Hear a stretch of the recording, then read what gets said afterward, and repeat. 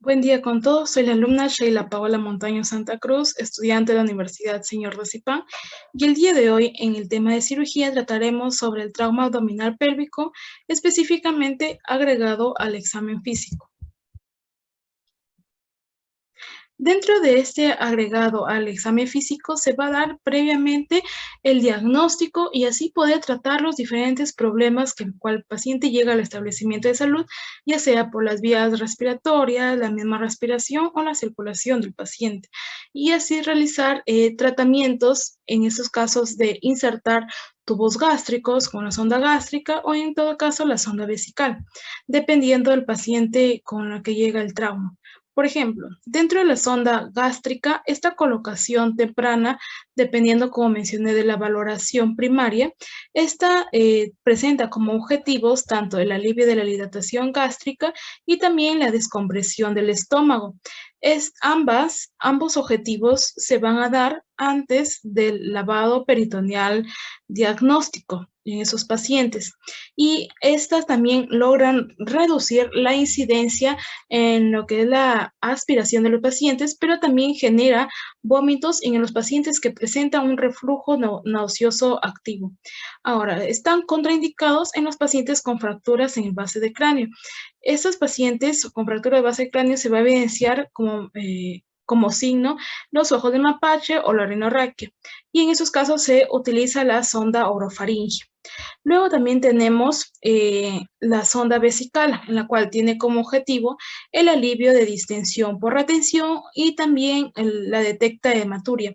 Se debe descartar en pacientes que presentan, por ejemplo, una fractura de uretra, se debe descartar esta sonda vesical, es decir, los pacientes con fractura de uretra es cuando hay sangrado en el meato o equimosis perineal, y también lo que es la aglutinación pélvica. Entonces, en esos pacientes no se desarrolla la sonda vesical, pero sí se debe desarrollar la uretrograma. En los exámenes complementarios tenemos la radiografía, el lavado peritoneal diagnóstico y el FAST, el ECOFAST. Por ejemplo, si el paciente llega al establecimiento de salud, en esos casos, con anormalidades o en esos casos una paciente hemodinámico inestable, para poder tanto detectar una hemorragia intraabdominal, el plan diagnóstico que se debe desarrollar es tanto el FAST como el lavado peritoneal diagnóstico. En cuanto a las ventajas que tenemos del FAST, tenemos que es rápido, no invasivo y se puede repetir este examen ya que es económico y también presenta en el establecimiento de salud, presenta estos equipos para poder desarrollarse. Se utiliza 4 ventanas.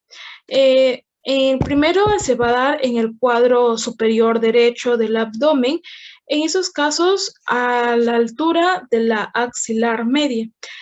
Aquí se va a poder observar entre el hígado y el riñón el saco de Morrison.